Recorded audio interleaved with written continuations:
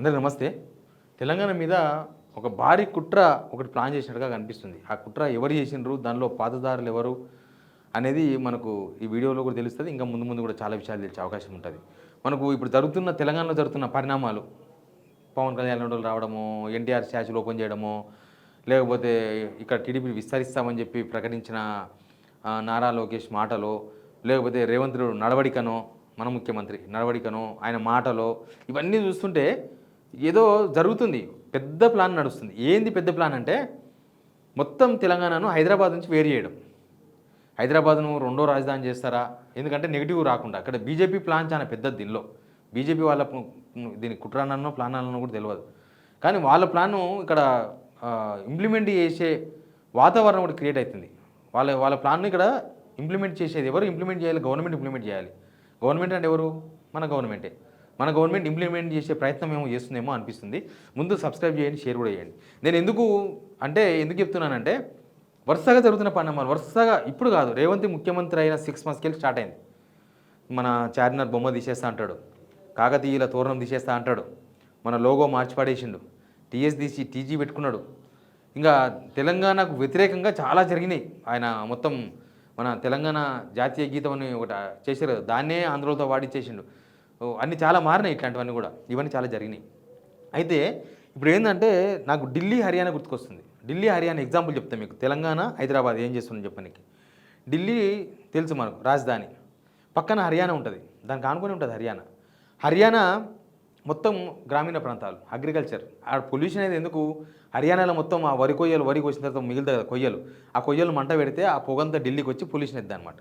అంటే హర్యానాలో మొత్తం అగ్రికల్చరు, తర్వాత బీ టైప్ అంటే సెకండ్ టైపు కంపెనీలు, ఇండస్ట్రీస్, అంటే మంచి మంచి కంపెనీలు కాదు, అంత పొల్యూటెడ్ కంపెనీలు, లేకపోతే ఏదో కంపెనీ మామూలు కంపెనీలు అట్లాంటివన్నీ హర్యానాలో ఉంటాయి. అస్సలు మజా అంతా కూడా ఢిల్లీలో ఉంటుంది. ఇప్పుడు సేమ్ మన హైదరాబాద్ను కూడా తెలంగాణకి వెళ్ళి వేరు చేసి హైదరాబాద్ సపరేట్ చేసి మిగతా మొత్తం తెలంగాణ. హైదరాబాదే. ఇంకా హైదరాబాద్ కాకుండా అవుటర్ రింగ్ రోడ్ లోపల మొత్తం హైదరాబాద్ బయట మొత్తం తెలంగాణ. దానికి మరి ఇంకొక రాజధాని వరంగల్ చేస్తారా, ఇంకేం చేస్తారో ఏమైతే తెలియదు. వాళ్ళకు అక్కడ ప్రేమ లేదు. తెలంగాణ అవుట్ ఆఫ్ హైదరాబాదు, తెలంగాణను ఏం చేద్దామనే ప్లాన్ కాదు వాళ్ళది. హైదరాబాద్ని ఏం చేద్దామనేది ప్లాన్. హైదరాబాద్ను సెకండ్ క్యాపిటల్ చేయాలి. సెకండ్ క్యాపిటల్ అంటే దేశానికి రెండో రాజధాని చేయాలి. ఎందుకు రెండో రాజధాని అంటే యాక్చువల్గా అది కేంద్రపాలిత ప్రాంతమే. కానీ కేంద్రపాలిత ప్రాంతం అంటే ఎవరు ఒప్పుకోరు, నెగిటివ్ వస్తుంది. కాబట్టి దాన్ని నెగిటివ్ కోణంలో పోకుండా దేశానికి రెండో రాజధాని అంటే ఎవరు అన్నారు కదా, దేశభక్తి లేదా అని మాట్లాడొచ్చు మళ్ళీ. దేనికోసం ఇదంతా జరుగుతుందంటే తెలంగాణలో బీజేపీ సచ్చినా లేస్తలేదు, బతికినా లేస్తలేదు. అన్ని ప్రయోగాలు అయిపోయినాయి వాళ్ళకి. ఏ ప్రయోగం చేసినా సక్సెస్ అవుతలేదు. బీజేపీ లేస్తలేదు. అసలు వచ్చేసారి 8 సీట్లు, 8 ఎంపీలు, 8 ఎమ్మెల్యేలు గెలిచే పరిస్థితి కూడా లేదు. త్వరలో నేనే ఈరోజు రేపు ఒక సర్వే కూడా వస్తుంది, అది కూడా వేస్తా చూడండి. ఇప్పటికిప్పుడు ఎలక్షన్ వస్తే ఏ పార్టీకి ఎన్ని సీట్లు వస్తాయో సర్వే బహుశా ఈరోజు సాయంత్రం వస్తుంది. శనివారం కదా ఈరోజు సాయంత్రం 6 గంటలకు ఆ సర్వే కూడా ఉంటుంది. చాలా ఇంట్రెస్టింగ్ సర్వే, మంచి సంస్థ చేసింది, మనం చేయలేదు, మనకని పైసలు లేవు కాబట్టి. ఆ సర్వే చెప్తా చూడండి. అంటే బీజేపీ మీద బీజేపీలే చాలా సర్వేలు చేపిస్తున్నారు, అయితే లేదు. అది అమిత్ షానే మొన్న కేంద్ర మంత్రుల మీటింగ్ జరిగినప్పుడు ఇక్కడ అందరం పిలుచుకొని మాట్లాడి, ఇక అయితే లేదు, ఇది మా ప్రయత్నం ఏం చేస్తాం, ఇంకా మీతో కాదని చెప్పి తేల్చేసారంట. వాళ్ళ ప్రయత్నం ఏంటంటే ఇట్లే పవన్ కళ్యాణ్ పిలిపించి డిస్టర్బ్ చేయడం, వాళ్ళని పిలిపించి డిస్టర్బ్ చేయడం. దీనిలో ఇక్కడ సహకరించే ఒక గురువు గారు ఉన్నారు కదా. ఇప్పుడు మనం ఒక ఏరియాకి పోతున్నామంటే మనకు అక్కడ సహకరించే వాళ్ళు మనకు ఎవరో ఉంటే మనం అనుకున్న పని అవుతుంది. ఒక ఊరికి తెలియని ఊరికి పోతున్నామంటే అక్కడ ఎవడో తెలిసిన ఉంటేనే కదా మనం పోయేది, తెలిసిన ఉంటేనే మనం అనుకున్న పని అవుతుంది ఆ ఊర్లో. కాబట్టి ఇక్కడ కూడా తెలిసినోడు అంటే సహకరించేవాడు. రాజకీయాల్లో ఇక్కడ తెలిసేవాళ్ళు చాలామంది ఉండొచ్చు, బీజేపీ వాళ్ళ పార్టీలో తెలుసు, కానీ సహకరించేవాడు. ప్రభుత్వమే సహకరిస్తుంటే ఇంకేముంటుంది. మనకు ఆ ఊరు సర్పంచ్ మనతికున్నాడు అనుకో, ఆ ఊరు మనం ఏమైనా చేయొచ్చు. సేమ్ అదే సిస్టమ్ ఇక్కడ కూడా హర్యానా లాగా తెలంగాణ అవుట్ ఆఫ్ హైదరాబాద్ అంతా కూడా ఒక హర్యానా టైప్. తెలంగాణ హైదరాబాద్ ఒకటి, తెలంగాణకు సంబంధం లేకుండా సెకండ్ క్యాపిటల్ పెట్టేయాలి. ఏమైతే సెకండ్ క్యాపిటల్ పెడతా అంటే హైదరాబాద్ సపరేట్ సీఎం ఉంటాడు. సేమ్ లెఫ్టినెంట్ గవర్నర్ ఉన్నారు కదా, ఢిల్లీకి కూడా గవర్నర్ మొత్తం పోలీసుల చేతిలో ఉంటుంది, పరిపాలన మొత్తం కూడా వాళ్ళ చేతిలో ఉంటుంది. ఇంకా పోలీసుల చేతిలో అంటే సెంట్రల్ చేతిలో. ఇప్పుడు బీజేపీలో ఎట్లా డ్రామాలు, ఢిల్లీలో ఎట్లా డ్రామాలు నడుస్తున్నాయి అట్లే ఉంటుంది. ఆడ సీఎం ఉంటాడు, సీఎం చేతిలో ఏం పవర్ ఉండదు, గవర్నర్ చూసుకుంటాడు మొత్తం. హైదరాబాద్లో కూడా ఒక సీఎం ఉంటాడు, హైదరాబాద్ కూడా మొత్తం లెఫ్టినెంట్ గవర్నర్ ఉంటారు, వాళ్ళు చూసుకుంటారు. హర్యానా లాగానే out of Telangana, out of హైదరాబాద్కి అంటే మొత్తం గ్రామీణ ప్రాంతాలు మొత్తం కూడా ఒక తెలంగాణ ఒక రాష్ట్రం అనమాట. ఆడ సపరేట్గా ఒక సీఎం ఉంటాడు, ఆయన చూసుకోవాలి. ఏ వరంగల్లో సెకండ్ క్యాపిటల్ చేస్తారు. అప్పుడు ఏమైందంటే హైదరాబాద్ ప్రజలు కూడా ఓహో మా సెకండ్ క్యాపిటల్ చేస్తున్నారని ఇక్కడ వాళ్ళు సంతోషపడతారు. తర్వాత అవుట్ ఆఫ్ హైదరాబాద్ చేసినప్పుడు వరంగల్ సెకండ్ రాజధాని తెలంగాణకు రాజధాని అవుతుందా అని అదొక అక్కడ జనము అదైపోతారు. ఇందులో రాజకీయమే ఉంది. ఇక్కడ హైదరాబాద్ సెకండ్ క్యాపిటల్ చేయడం వల్ల దేశానికి ఏదో ఉరుగుతుంది, వరంగల్ క్యాపిటల్ చేయడం వల్ల తెలంగాణకి ఏదో ఉరుగుతుంది. నేనది రూరల్ ఏరియా తెలంగాణకు అది కాదు. ఇక్కడ బీజేపీని బతికించుకోవాలి. ఇప్పుడు ఢిల్లీలో బీజేపీ వచ్చింది గవర్నమెంట్, ఇక్కడ కూడా హైదరాబాద్లో ఇక తెలంగాణలో బీజేపీ రాదు. కాబట్టి హైదరాబాద్ను సపరేట్ స్టేట్ చేయాలి, సపరేట్ మన ఢిల్లీలాగా చేయాలి సెకండ్ రాజధాని అని చేస్తే ఇక్కడ బీజేపీని సెకండ్ క్యాపిటల్ చేసిన దేశానికి అని చెప్పేసి కోట్లాడుకోవచ్చు. అప్పుడు హైదరాబాద్లో మనం అనుకున్నది నడుస్తుంది, హైదరాబాద్లో మనం ఏమని చేయొచ్చు, హైదరాబాద్లో మనం పెట్టవచ్చు. ఇదంతా కూడా బీజేపీ వేసిన స్కెచ్. అందుకు అనుగుణంగా మన సార్ కూడా అట్టే అడుగులు వేసినట్టే కనిపిస్తుంది. అసలు హైదరాబాద్ ఔటర్ రింగ్ రోడ్ లోపల మొత్తం ఈ 3 కార్పొరేషన్స్ ఎందుకు కలిపిండో తెలియదు, వాటిని ఎందుకు 3 ముక్కలు చేసినా కూడా తెలియదు, కలిపింది ఎందుకో తెలియదు, 3 ముక్కలు చేసింది ఎందుకో తెలియదు. ఇదేమనుకున్నాం అంటే మన తెలంగాణ ప్రజలకు మిగతా ప్రజలకు అవసరం లేని ఇష్యూ అనుకున్నాను నేనైతే. కానీ కాదు, అసలు వాళ్ళని బలి చేయనికినే ఇదంతా నడుస్తుంది. ఇప్పుడు డబ్బులు మొత్తం ఇక్కడ వచ్చే డబ్బులే కదా, మన హైదరాబాద్లో వచ్చే డబ్బులే మనం మొత్తం 33 జిల్లాలకు మొత్తాన్ని కూడా డిస్ట్రిబ్యూట్ అవుతాయి.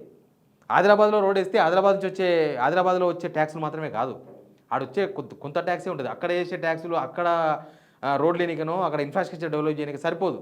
హైదరాబాద్లో ఎక్కువ 80% ఇన్కమ్ హైదరాబాద్ నుంచి వస్తుంది మన తెలంగాణకు. ఇప్పుడు మన గవర్నమెంట్కి వచ్చే ఇన్కమ్ 2 లక్షలు అనుకో, 2 లక్షల కోట్లు అనుకో, 2 లక్షల కోట్ల దగ్గర 1,60,000 కోట్లు ఇక్కడనే వస్తాయి హైదరాబాద్లో. ఆ 1,60,000 కోట్లలో 1,00,000 కోట్లు హైదరాబాద్లో ఖర్చు పెట్టినా మిగతా 60,000 కోట్లను తీసుకొచ్చి అక్కడక్కడ జిల్లాలలో అక్కడక్కడ ఎక్కడ అవసరం ఉంటే అక్కడ ఊర్లలో, ఇప్పుడు ఒక ఊర్లో రోడ్ వేస్తారు, ఊర్లో ఏమొస్తుంది ఇన్కమ్, ఏం రాదు. హైదరాబాద్లో వచ్చే ఇన్కమ్ని డిస్ట్రిబ్యూట్ చేస్తారు. మనకు హైదరాబాద్ కన్నతల్లి లాంటిది అనమాట. హైదరాబాద్ అన్నం పెట్టే తల్లి, పనిలేని వాళ్ళకు పనిస్తుంది, సేమ్ టైం మన అవుట్ ఆఫ్ హైదరాబాద్ వాళ్ళకు డెవలప్మెంట్ ఒకటి చేస్తుంది. ఇప్పుడు హైదరాబాద్ను వేరు చేయాలి, అది ప్లాన్ ఇక్కడ. అందుకు తగ్గట్టుగానే రేవంత్ రెడ్డి ప్రయత్నం చేసిండు. అందులో భాగమే ఇదంతా 3 భాగాలు చేసిండు. అసలు ప్రభుత్వం సమాధానం చెప్పిందా? ఇప్పటి వరకు ఔటర్ రింగ్ రోడ్ లోపల మొత్తం తెలంగాణ హైదరాబాద్ను ఒకటి చేసి దాన్ని మళ్ళీ 3 ముక్కలు చేసి ఏం స్టడీ చేసింది? ఏం లేదు, నో స్టడీ. ఎక్కడన్నా ప్రజాభిప్రాయ సేకరణ జరిగిందా? ఏం జరగలేదు. ఇదంతా పైన పేపర్లు రాసేసిన ఎంత అవుట్స్కర్ట్స్లో ఉండే సిటీ వాళ్ళంతా ఏం ఆలోచిస్తుర్రు, అరే మనం కలిపేసిర్రు, ఇంకా మమ్మల్ని కూడా ఫస్ట్ అదే అనుకున్నారు, మమ్మల్ని జేహెచ్ఎంసీలో కలుపుతున్నారు, ఇంకా జేహెచ్ఎంసీ కలిపితే మా ఇంటి ముందు రోడ్ వస్తుంది, ఇంకా జేహెచ్ఎంసీ కలిపితే మాకు ఇంటి ముందు నల్లు వస్తుంది, ఇంకా మాకు చెత్త ఎత్తుకపోతే వస్తారు, ఇంకా మనం మొత్తం డెవలప్మెంట్ అయిపోతుంది అనుకున్నారు. తర్వాత నీళ్లు చల్లి 3 ముక్కలు చేసిందని బ్రెడ్ను చేసినట్టు రేవంత్ రెడ్డి ఇష్టానుసారం చేసేసిండు.